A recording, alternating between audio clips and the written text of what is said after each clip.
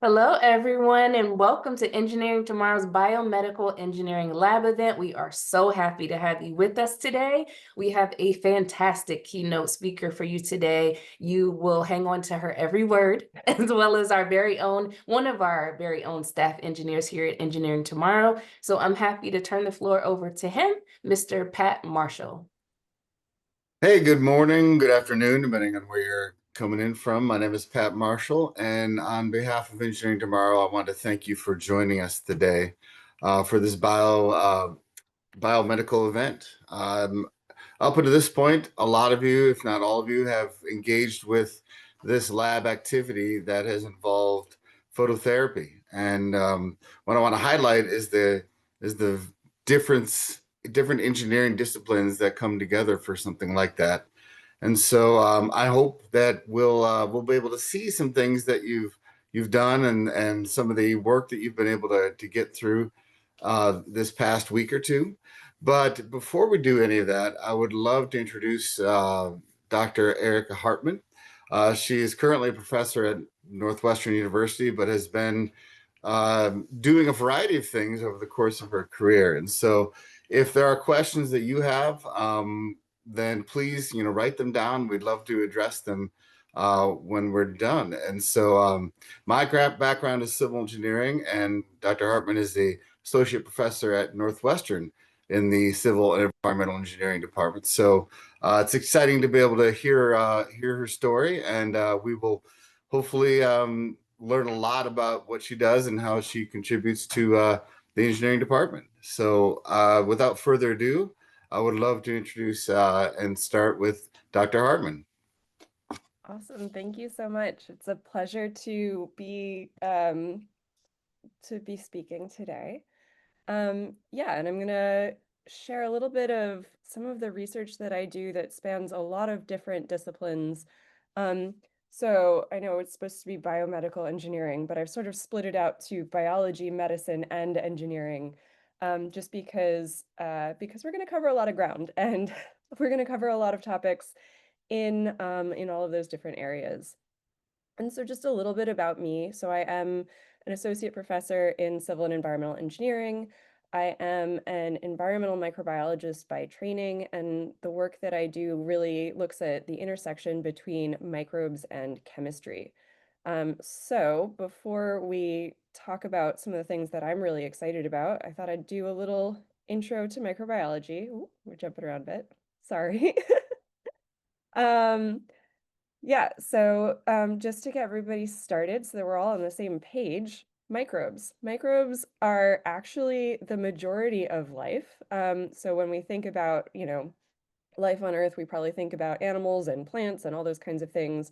Um, but in fact, and this is a quote from one of my colleagues at Washington State, the biosphere is mostly microbes with some what we call multicellular contaminants. And one way of visualizing this is through this particular tree of life. So this is one way of thinking about how all life on Earth relates to other life forms. And you can see everything in purple there is bacteria. Everything in that sort of reddish oranges is archaea. And all of the green stuff is eukaryotes. That's where we get into the multicellular contaminants. That's where we are. We're like way down there, one tiny, tiny little blip there. And even within the eukaryotes, a lot of eukaryotes are still microbes. So there are a lot of microbes out there. Um, and microbes do really, really important things. So one of the things that I like to point out about what microbes do is they make oxygen. So if you can breathe, thank a microbe. Often we think about, oxygen in the atmosphere coming from trees, and that is true, but actually a majority of the oxygen in the atmosphere comes from microbes in the ocean. So just a fun fact that microbes are amazing. Microbes are also really helpful to us personally. So fun fact, a lot of the things that you eat, you can't actually digest. And the reason that you can get energy and nutrients from your food is actually because you have microbes in your gut that are doing things like helping digest your food and actually helping to keep your immune system healthy and working well. So again, if you are doing well, thank a microbe. Super important.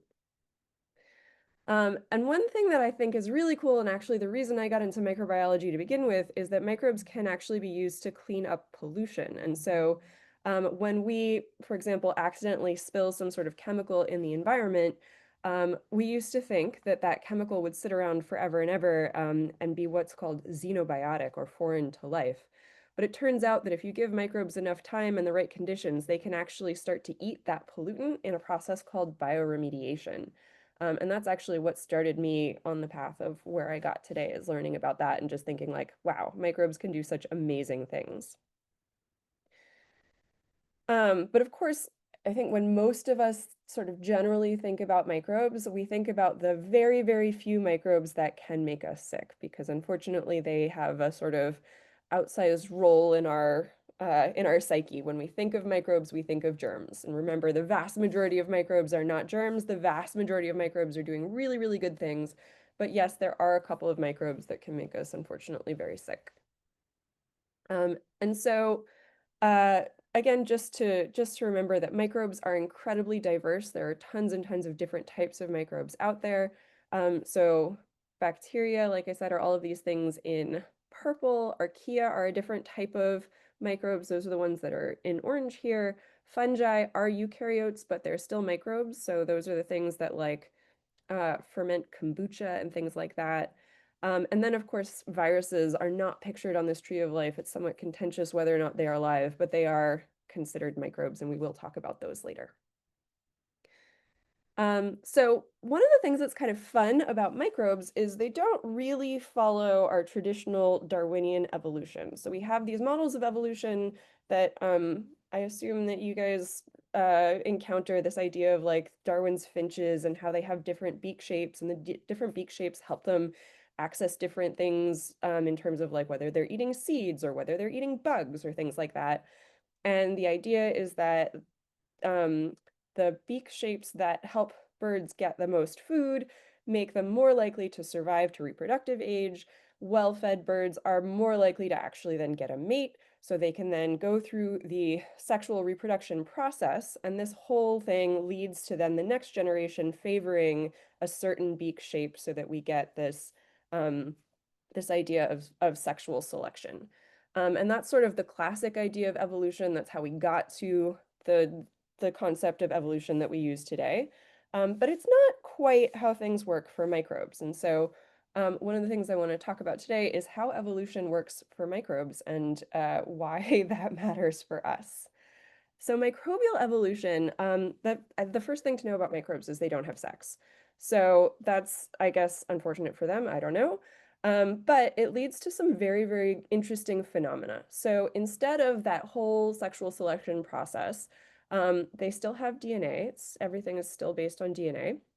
Um, but the way they evolve is actually, or the way they reproduce is actually just by splitting. So this process of fission.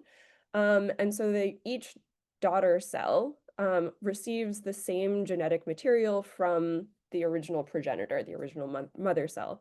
And this idea is called vertical transmission. And this doesn't allow for a lot of variation. It's not the same where you get some of your genes from your mom and some of your genes from your dad. All microbes get all of their genes from wherever they started with. So we need to introduce some new processes so that evolution can happen. Because evolution is a combination of variation and selection. So variation in microbes happens a couple of different ways. One of them is through mutation. So that's just random changes in the genome that happen while it's being copied. Some of the changes happen through duplication. So you can actually get an entire gene will just be copied, and you'll just get a whole region that now appears twice. We can also have insertions and deletions, which is where things come in and interrupt genes or knock them out entirely. And also microbes can do something really crazy called horizontal gene transfer, where instead of passing genetic material down from mother to daughter, they can actually sort of like give it to their friends. And that's really, really wild. It's something that happens very, very, very rarely outside of the microbial world, but happens all the time for microbes. It makes keeping track of who's who and what they're doing very challenging. So that is how we get then the equivalent of like the different beak shapes in microbes is through these different processes. And then we have selection, If we could go back, sorry, there we go. So our selection is still based on this idea of fitness. But one of the things that I want to emphasize is it's not survival of the fittest in terms of this like apex fitness. It's survival of the more fit. So who's doing better? And that ability to reproduce is really how we're measuring who's doing better. So in that way, we are still thinking like the finches. We are still thinking about who can make more progeny. And we can actually watch this process in real time. So probably everybody here remembers COVID, sorry. Um, but what we're looking at here is actually the same way that we looked at a tree of life earlier. This is a tree just of COVID.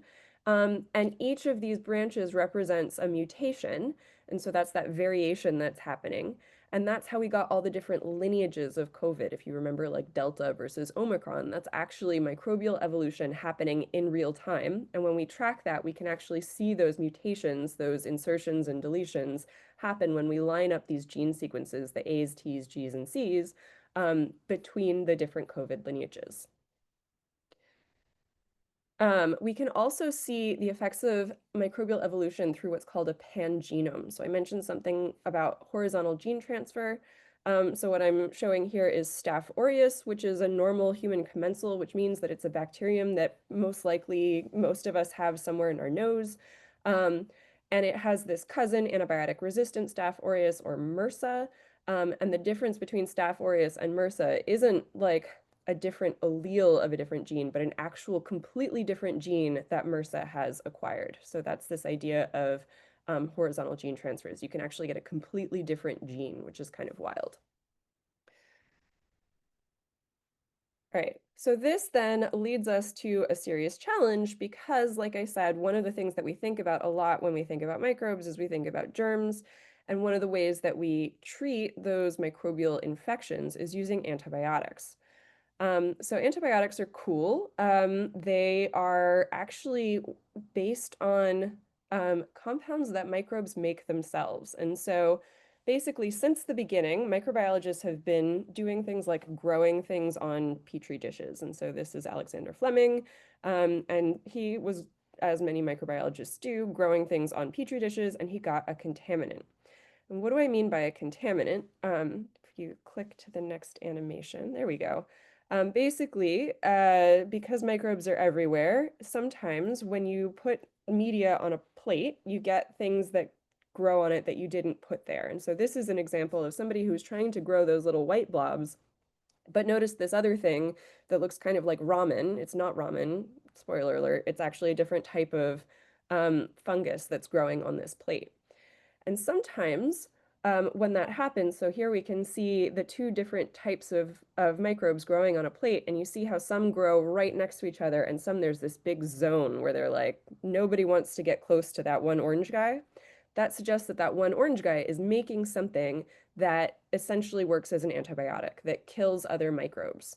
And so that's how we discovered penicillin. That's how we've basically discovered every antibiotic that we've ever used, and that's super cool. But one of the things you may notice is that not all of those microbes are like totally staying away from that one orange guy. Oh, sorry, you can go ahead. So penicillin, which is the antibiotic that like creates that zone of inhibition, that clearance, occurs naturally. But also penicillin resistance occurs naturally. And so even though most bugs will stay away, some will actually get in, and we call those resistant. And so in order to still be able to use penicillin as an antibiotic, we developed synthetic penicillin derivatives. So we used some chemistry, we made a few changes, that's really cool. However, basically as soon as we did that, microbes evolved resistance to those synthetic penicillin derivatives. And this process has been going on basically for every antibiotic we have ever made. And that is really unfortunate because antibiotics are hugely important for human well-being and survival. So yeah, so this is a timeline where you can see on the top all of the different classes of antibiotics that have been developed over the last like 100 years. And one of the things that you will notice is that very, very shortly after a new class of antibiotics is introduced, we start to see antibiotic resistance. And that's really bad because that means that then those antibiotics no longer work to treat infections and we can no longer use them to save lives. So remembering that evolution is variation plus selection, we would then say that these antibiotics act as a very strong selection pressure. So they're basically only allowing the microbes that are resistant to reproduce. And we can actually watch this in real time. So this is a video of microbes growing on a plate. And what you see at the bottom is those microbes grow really fast when there's no antibiotic. And then we add a little more and a little more and a little more, and you see basically that mutations arise and then that population spreads. So this is exactly how evolution happens, is you have something that is a bottleneck, and then you have a mutation that happens, and then all of a sudden you have a population that explodes. And so the genetic makeup of the population at the end of that plate is different than the population at the beginning. And the microbes at the end of that plate are very highly antibiotic resistant compared to the ones at the beginning. And this whole process takes place over just over 9 days. So obviously that's a really short period of time in terms of drug development. And that's an issue because antibiotic resistance is not just a problem in hospitals around here, but it's a problem all around the world. And so this is a really, really pressing thing for us to solve. So this is our sort of medical context of why microbes are important and why evolution is important. Okay, so that was a lot of me talking about problems. Let's talk about how to solve them, because that's what engineers do. We solve problems.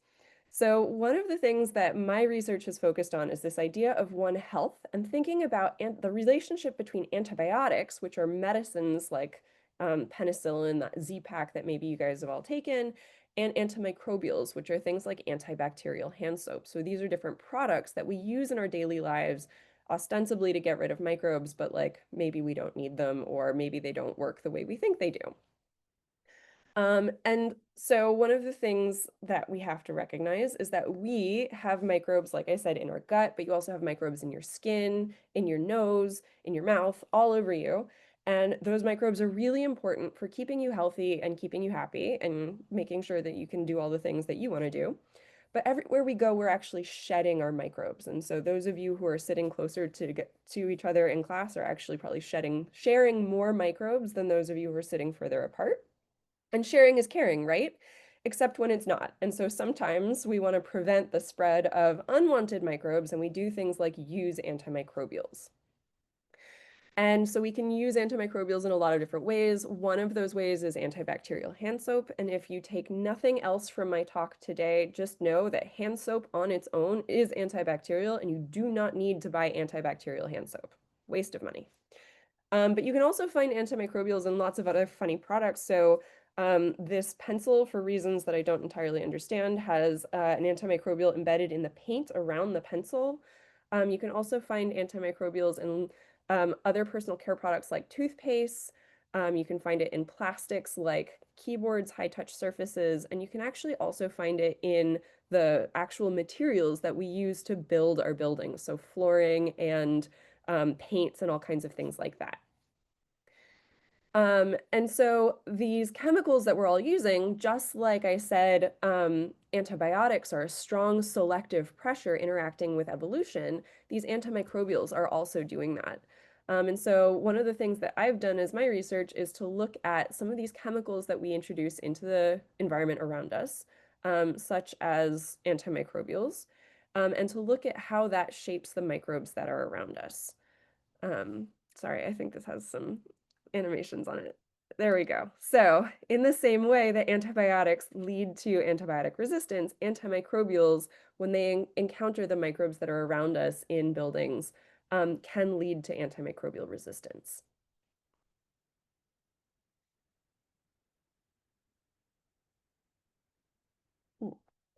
Excuse me. So I invite you to think going forward about the built environment, and this is my little civil engineering pitch, is that the built environment is obviously a structure, which is really important, but it's not just a structure. It is actually a dynamic chemical and biological system where we have lots of chemicals that are associated with the personal care products that we're using, maybe the building materials that we're using.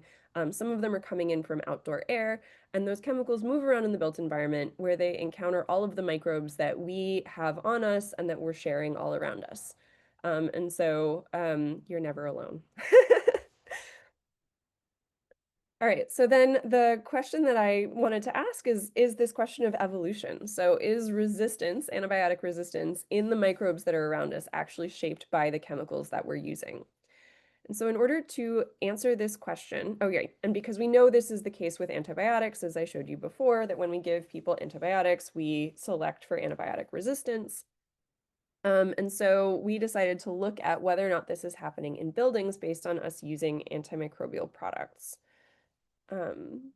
So to do that, we looked specifically at something called triclosan, which is an antimicrobial that used to be used in a lot of hand soaps and toothpaste. It's actually since been banned by the FDA, but this was a long time ago. And we ran around to a bunch of different places and we collected dust samples.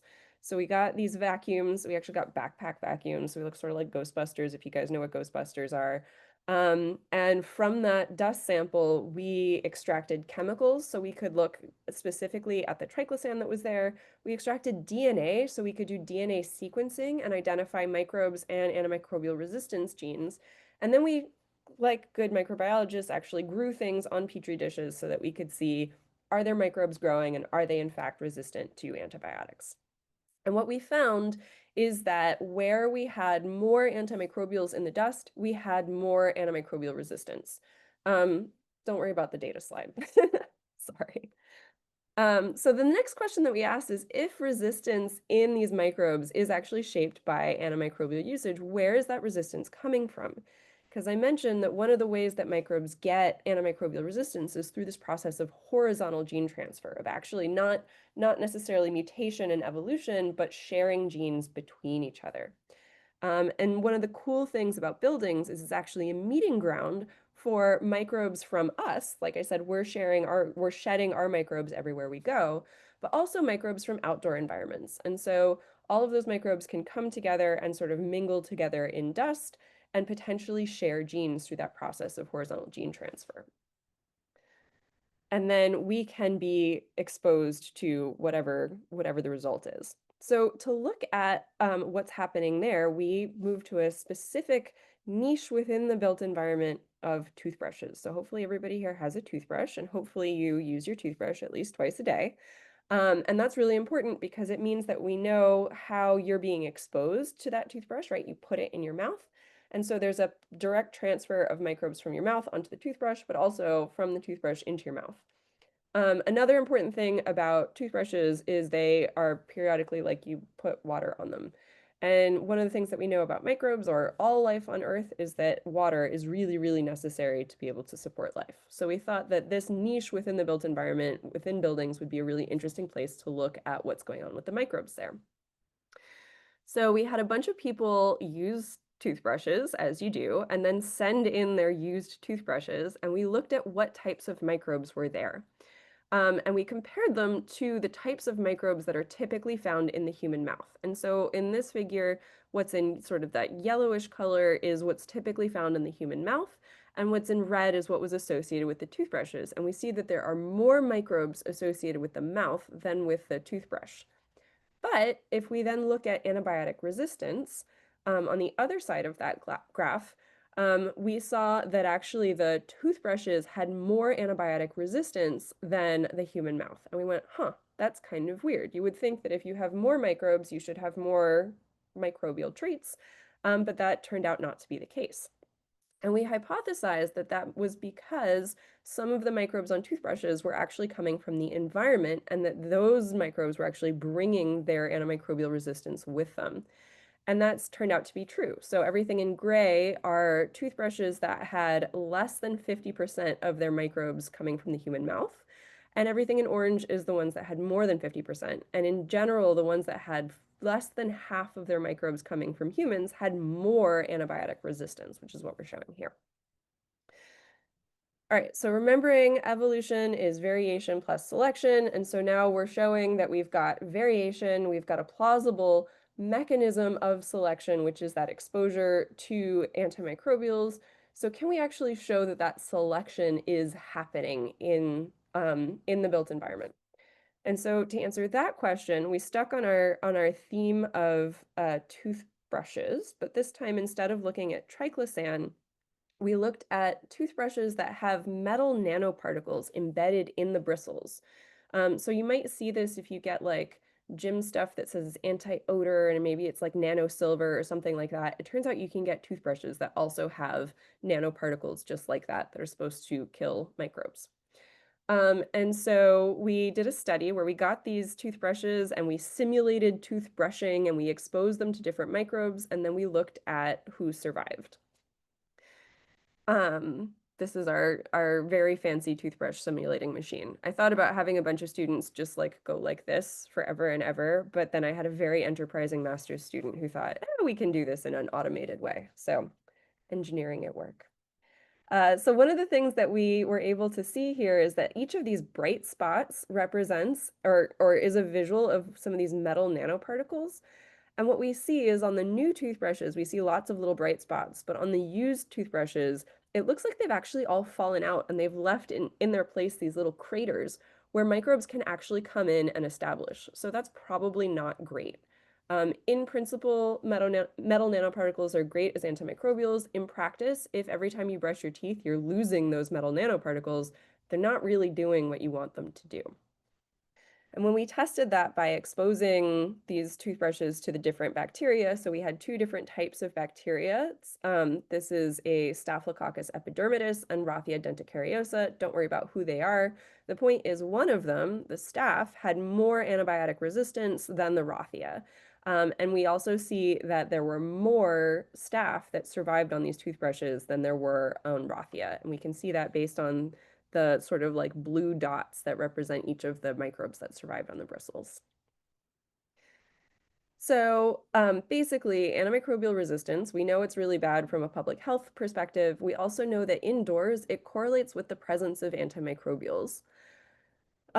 We know that it's more diverse where there are more environmental microbes. So we think that horizontal gene transfer might be driving that resistance. And it's actually selected for by our use of antimicrobial products. So we are actually watching evolution in action, which is kind of wild. What's really cool is that our built environments are engineered environments, and that means we control everything about them. We control how big they are, we control what materials they use, we control the airflow rate inside our buildings. And so that gives us an opportunity to intervene. We can use different materials, we can design airflow differently, we can do all kinds of things to prevent the spread of antibiotic resistance. And if we do that within our buildings and within our cities, that's the idea of One Health, is that if we look at environmental health and veterinary medicine and human medicine all together, we can solve these really, really big global problems like antibiotic resistance.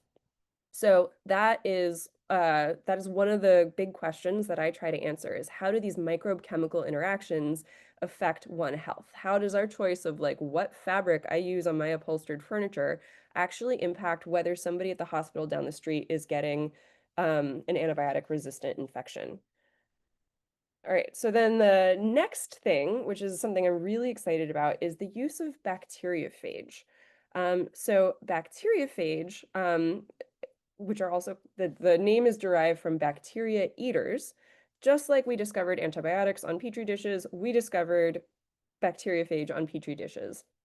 And so what you're seeing here is the plate on the left has just like a bunch of bacteria growing on it, and you see there are little holes in that, and the plate on the right, that is where these bacteriophage have actually cleared away and killed all of those microbes, and so we see them as a whole now in the bacterial lawn. And so what are bacteriophages? These are really, really close-up images. They're really, really, really, really, really, really tiny viruses, but they're viruses that only infect bacteria. So not like COVID. It's not going to infect you. It's not going to infect chickens. It's not going to infect plants. It's only going to infect bacteria. And that's super cool because then it gives us an opportunity to maybe drive some changes in these microbes. So one of the things that we wanted to look at is bacteria or bacteriophages in those toothbrushes that I talked about earlier. And we also had a bunch of shower heads So again, these are niches within the built environment where we have water and we know that humans are being exposed. So we wanted to see what types of bacteriophage were present in these environments. And instead of growing things on petri dishes, we actually used an approach called bioinformatics, where we extracted all the DNA from these samples and we sort of put the pieces back together just like a puzzle. And using that DNA sequence, we can now identify viruses that were possibly present in that sample, so on those toothbrushes. And so this is sort of the way it works is we look for genes that we know are associated with viruses. And those include things like the capsid proteins and the tail proteins. So in that electron microscope image that I showed earlier, you had the sort of virus head and then it had this funny little stalk. So that's the capsid and that's the tail. And we can look for other sort of hallmarks of viruses, and that's how we can identify them from DNA sequencing data. And when we did this with our shower heads and with our toothbrushes, we could detect phages, which was really cool. No one's ever done this before. And from our samples, we detected 614 different viruses, different bacteriophage. So again, viruses that infect only bacteria. And again, this was wild because nobody had ever done this before, and each of these viruses was completely different from anything anyone had ever looked at before. So they've got these virus hallmark genes, but they're not something that anyone had ever grown on a petri dish. And what's really cool is that some of these viruses infect bacteria that are potentially germs, that are potentially pathogens. And so what this shows here is each of these little pink or teal diamonds is a type of virus that we identified, and they're in little clusters around the type of bacteria that they infect. And so some of the bacteria that they infect are strep, which is of course strep throat, Enterobacteriaceae, so that includes E. coli. So if you have ever seen something being recalled for like E. coli contamination, like lettuce or onions, I think was the most recent one, things like that. So that can be a foodborne pathogen. And also mycobacteria. So that includes the types of bacteria that cause tuberculosis. So if we can identify viruses that potentially infect these bacteria that do cause disease, we might be able to do something really cool with them.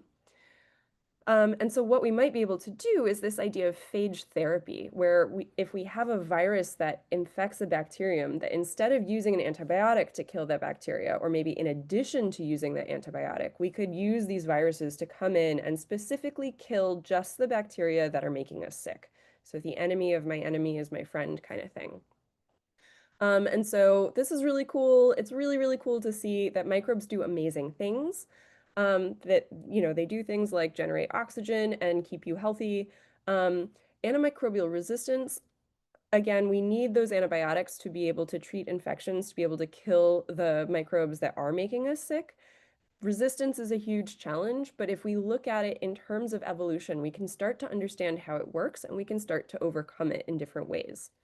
And one of the ways that we might be able to overcome it, one of the ways that we might be able to protect public health and everybody is to think about what types of toothbrushes you use, what type of toothpaste you use, and also maybe find a virus that is living on your toothbrush and might be able to cure diseases. So that's my spiel. That's what I'm really excited about. It's the kind of thing that I've been working on for the last 10 or so years, but I don't do it alone. And so this is a picture of my team. These are all students and postdocs who work in my lab. We do a lot of research. We learn a lot of cool things. We also occasionally have fun. So this is a picture of us going to play mini golf in downtown Chicago. Yeah, like I said, I'm really, really excited about this. So hopefully you guys are excited about it too. Hopefully you're inspired to do things that are super exciting and can also make the world a better place. And if you want to read more about it, I had a lot of fun with the toothbrushes. I think maybe some of you saw some of these articles already. But yeah, there was a lot of interest in viruses on your toothbrushes and what's going on in your bathroom. So I encourage you to check that out.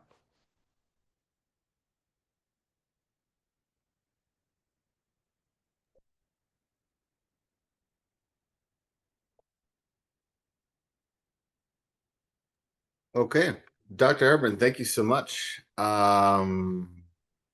to unmute. Sorry, I had to unmute. A lot of stuff there, and I found it interesting. It made me think of with the toothbrushes. I think they did a MythBusters on that, didn't they? Oh, did they? I don't know. I think they went around and had built a bathroom and then put stuff in there and like where do the microbes appear, and it was very interesting. So it's I think that they covered lots of topics, including this one. So That's awesome. yeah, The whole thank you. reason we started that study actually had nothing to do with phage. It had to do with one of my students had a friend who was in dental school, and the friend said, "Oh yeah, we learned in dental school that you should never keep your toothbrush out on the vanity. You should keep it in the medicine cabinet because otherwise you get poop associated microbes on your toothbrush." And we were like, "That's an interesting hypothesis. We could test that." And we tested it, and it turns out the vast majority of the microbes on your toothbrush actually come from your mouth. So don't worry about it. Yeah, that makes sense. That's good to scientifically prove that kind of thing, though, too. Sometimes you've got to uh, do the research. yes, yeah, no, and sounds like you've done some interesting research. The engineer in me loved the solution to brushing the multiple toothbrushes at the same time. I thought that was pretty clever. That was very clever. Yes. Yeah. Um, so there was a lot there in terms of, the work that you get involved in. And there, the one thing I wanted to ask while you were discussing all these things is your the involvement with the department as a whole. Do you ever work with teams of others in the engineering department to kind of solve a kind of a bigger solution? Is there something that you're contributing to that kind of has multi layers to it that involve not only your scientific research but other engineering disciplines? Absolutely everything. Everything is a team effort. And so that's sort of why I said this is like biology, medicine, and engineering. So for example, some of our work looking at the One Health idea and exposures to all these different chemicals and different microbes, we're actually working with a bunch of folks at Lurie Children's, which is the children's hospital associated with Northwestern. And so they do things like they recruit participants for this study and they look at little babies and follow, their development over the first 2 years of life and look at, are they healthy? Are they growing at, an appropriate rate? Are they doing all the things that we expect little babies to do? And we work with them to say, like, well, what are the chemicals that these babies are exposed to, and how might we figure out if something is happening, if they're developing differently, is that linked to a chemical exposure? So that's one of the ways that we interact with people in medicine is by actually collaborating with doctors and people in public health and people who do medical research. In terms of the some of the more engineering stuff, we also work with folks in chemical engineering and biomedical engineering to look at new materials that people might be using for example, uh, being able to keep hospital surfaces clean to prevent infections, things like that, new products that people might be developing to promote healing, to see how do those interact with the microbes that are associated with a wound? How do those interact with the microbes that are in the hospital environment? And so we work with people who develop new materials to really test them out and see if they work, again, the way the people think they work. And then with the phage work, we also work with folks in chemical engineering in this world of synthetic biology because we can use naturally occurring phage for phage therapy, but we also have potentially the opportunity to engineer those phage. And that is the field of synthetic biology. And I'm really excited about some of the things we can do there. That does bring me to my question I had about the phage, what do they call it? Phage therapy, Hmm. right? I think. And that was interesting to be able to kind of develop something that targets certain diseases within the body. How far along are we with that kind of thing? Is Northwestern kind of working on things like that, or is that multiple institutions working together with that, or is that just kind of a we'll do it, we're getting there, we're not there yet kind of thing? That is multiple institutions all around the world, all working together to try to solve this one problem or this one set of problems, I'll say. There are a lot of problems. There's a lot of problem solving that needs to happen. But lots and lots of people are working on this all around the world. And what's really cool is like some aspects of this process is just phage discovery. And phage discovery is, I mean, there are like trillions and trillions of phage out there that we don't know anything about. And there are some really, really cool initiatives to get undergraduate student researchers involved. And so it's the kind of thing where one of the things that I'm trying to set up is a program for freshmen at Northwestern to be able to get involved in phage discovery. So like day one, you walk onto campus, you haven't even started classes yet. That's okay. We can get you involved in research and we can get you involved in solving antibiotic resistance. That's excellent. Yeah, it's really interesting work. I'm sure it's kind of cool to collaborate with other universities around the world, really. Yeah. Um, so there are a couple questions I'd love to toss your way that were from some students leading up to our discussion. One of them is, I know this is probably going to be, it changes, but what does your daily, your day look like in terms of tasks, things you're trying to do, in what you're working on at Northwestern? And so that was kind of the general question is, what do you do on the daily? I mean, one of the things I love about my job is that I'm always doing different things. So I do so many different things. I do really fun things like I get to talk to groups like this. I go to conferences. I get to travel all around the world to work with collaborators and to work with people in different universities and different domains, which is amazing. Um, I teach classes, so I teach classes to undergrads and graduate students. I manage research, so I'm not so much in the lab myself these days, but I have lots of people. That slide I showed with all those people, they're the people who are in the lab, and I talk with them about their experiments, and we try to figure out, oh, if the experiment isn't working, how do we do it better, things like that. So yeah, I do lots of different things, and I never get bored, which is great. Mm. That is wonderful. So many of the students that are with us today are thinking about, engineering, science, where to go, what do they want to study? Um, what made you choose this particular path? And I know your path has gone in a variety of wonderful directions, but when you first started off post high school, what were you thinking about? What got you into this world? Yeah, so I mentioned that I'm in environmental engineering now, but I did not study environmental engineering as an undergrad. When I was in high school, I didn't even know what environmental engineering was.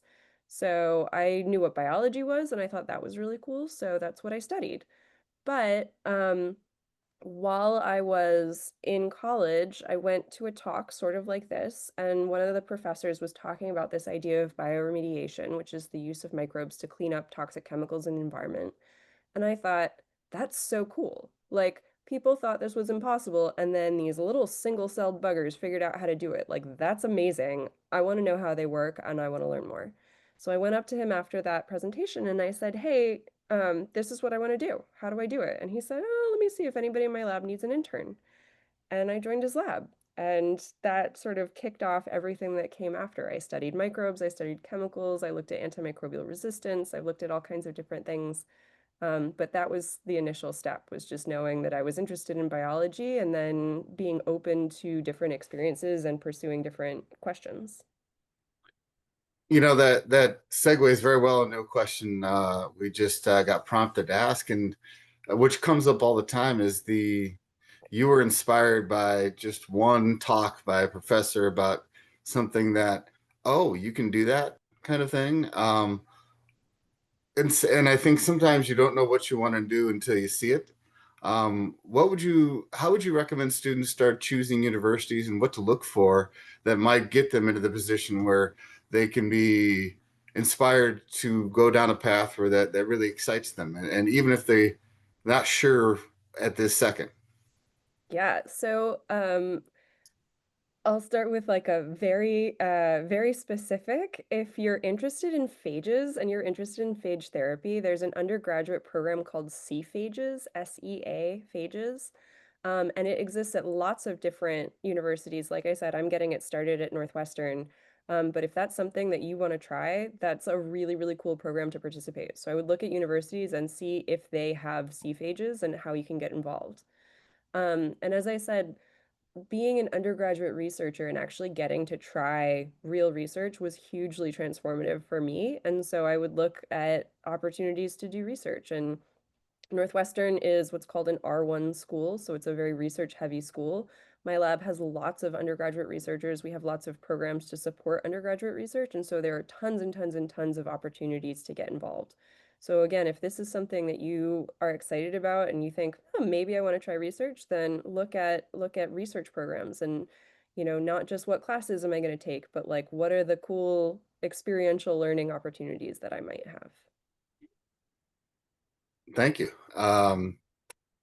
There's another question I thought was an interesting one from the students, and that is, I know you do a lot of. It sounds like your work brings you into a lot of different avenues, has you researching all sorts of different thoughts and ideas. And so the question is kind of twofold. What drives that question? Like, who decides what you're going to tackle? And that's for maybe you and your current position at Northwestern in any institution, really. And B, what if, as a profession outside of academia, what kinds of things do you think scientists, engineers that get involved with this kind of topic could do? Yeah, So there's two so kind of separate questions there, maybe. yeah, I think so one of the reasons that I am in a department of engineering and one of the things that's really important to me is this idea of applied research. So there's lots of scientific research out there that's awesome and super necessary, and I'm really glad that people do it. But it has to do with things like, how do black holes form? Or, what about different wavelengths of light does different things? I don't know. And that's what we call fundamental research. And that's really, really cool and really, really necessary and has like made it possible for us to live the way we live today.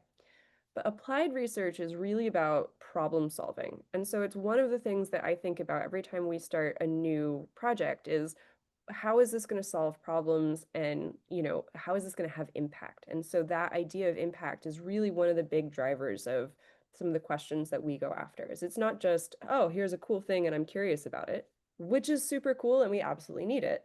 But it's this is super cool and I'm curious about it. And if we solve this problem, it will save millions of lives.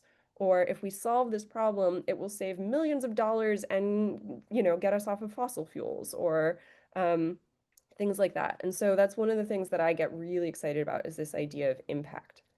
And in terms of like what types of problems or how people might get involved, I would think about that sort of twofold thing of like, what am I really excited about? What am I really passionate about? And how can I use that passion to solve really important problems? So, a couple of students, the students that you're seeing in front of you have been working with phototherapy in the lab that we have for them. And phototherapy was something developed by Bill Woodburn, who started Engineering Tomorrow years ago and has done wonderful work. And he engineered it himself. He engineered a solution to his own personal problem, wavelengths of light, how it could help with the skin. Have you is any of your research involved? Light, infrared? I know UV is used for wastewater treatment as a kind of a end of the line treatment, things like that. Have you dug into that kind of thing? Because that's a lot of what the students have done over the last couple of weeks is really looked at light intensity and how it might be able to treat something like a Grover's disease. Yeah. So, I guess I'll like backtrack and say one amazing reason that we need fundamental research to understand, light waves and things like that is that we can then use them to solve problems. So, um, perfect example of like, I'm glad that somebody did the fundamental research so that we understand how light works so that we can then harness it to do things. Um, and then the other thing I'll say is that just the same way that your skin or your like organism reacts to light and uses different wavelengths of light to do different things, microbes also react to light in different ways. And so exactly UVC, which is a specific wavelength of light, can be used as um, a way of cleaning surfaces and killing microbes on those surfaces. And that's one of the things that we've looked at in terms of hospital environments, of like, how do you clean a hospital environment, perhaps in a way that doesn't involve so many antimicrobial chemicals. So that's one. It turns out that actually blue light can also have antimicrobial properties for some specific types of microbes. Um, so there are lots of cool ways that you can use light in different ways. And again, just understanding how different organisms, including microbes, react to that light will allow you to engineer solutions to different problems. And I think that's a wonderful way to maybe transition to some of the students and their engineering solutions, because you mentioned blue light, and that was based on the frequencies of blue light.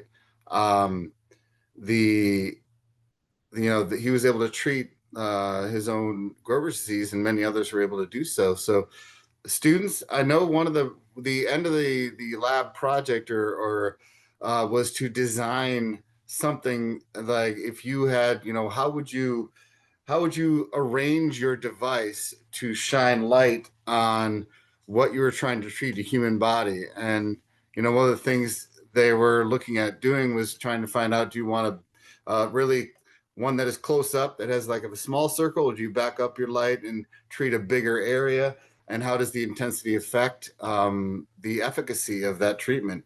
Is there anybody out there that would love to? I know we have a little bit of time left, but is there anybody there that would love to describe what their design was? I'd love to hear from the students, and questions for Dr. Hartman.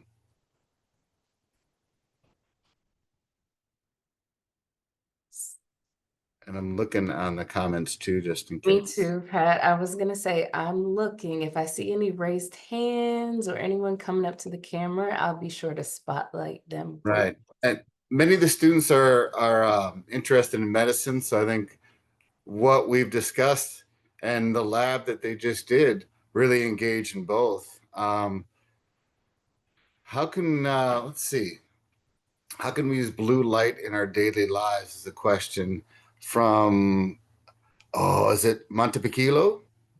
Pronounced that right, California? Hopefully I I think it's did. Montebello. Yeah, David from Montebello.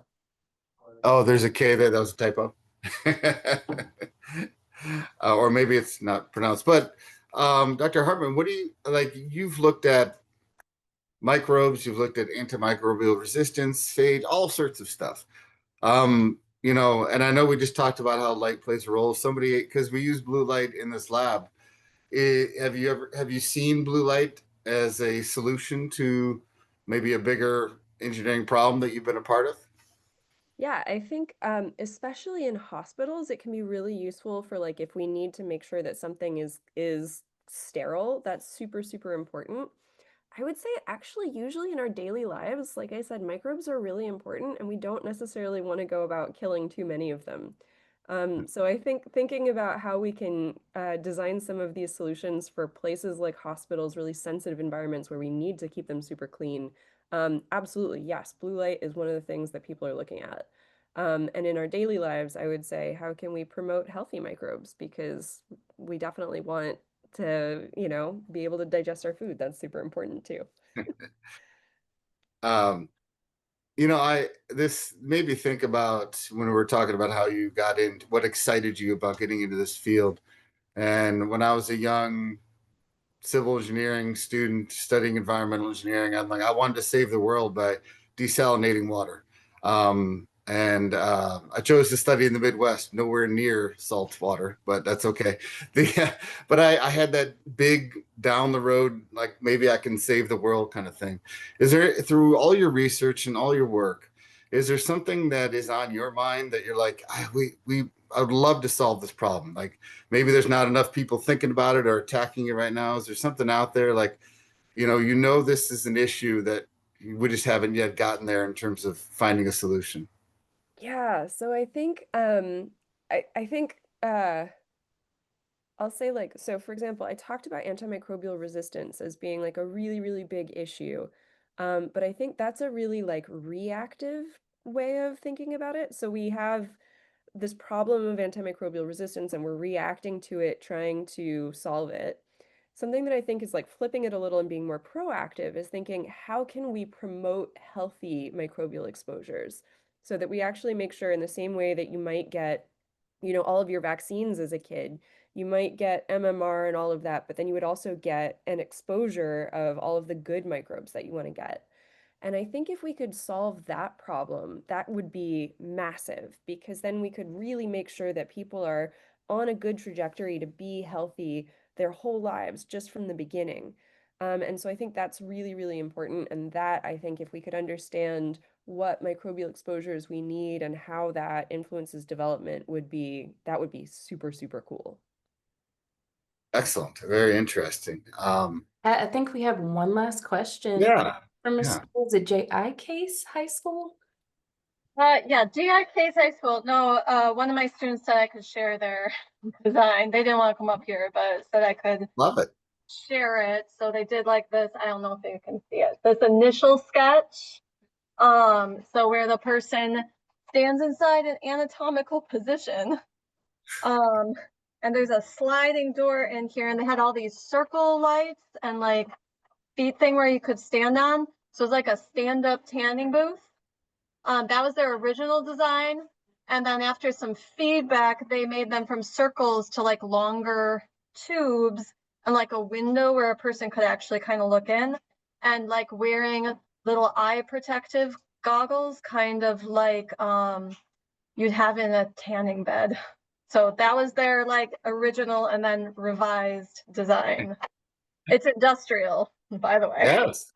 No, that's. I mean, I think about tanning bed when we were working on this lab too, and Dr. Hartman. I mean, I don't know, like what you thought, but I think it's a great design. First time through. I love the iterative process. That's what it's all Yeah. about. They also decided to say it's 551 lights. They have to stand in there for 38 minutes, and it's $13,767 is what they Ah, calculated. yes, that's perfect. Thank you That guys is so much. I that think is they great. thought of it all. Oh, wow. Oh, I know we have to get ready to wrap up here as we approach 1 o'clock, but just wanted to say thank you so much to Dr. Hartman. I learned so much. I know the students did. I think we'll all be getting new toothbrushes after today. So I just wanted to say thank you so much for joining us. ET staff, thank you for making it happen. Most of all, teachers and students, thank you guys for being here with us today. Hey, come back tomorrow, would you? We're gonna have a college admissions event. Ask your teachers, like, hey, can we go back at 12? We had a ball. Thank you so much. Submit those exit tickets and hope to see you soon. Have a great one. Thank you, everybody.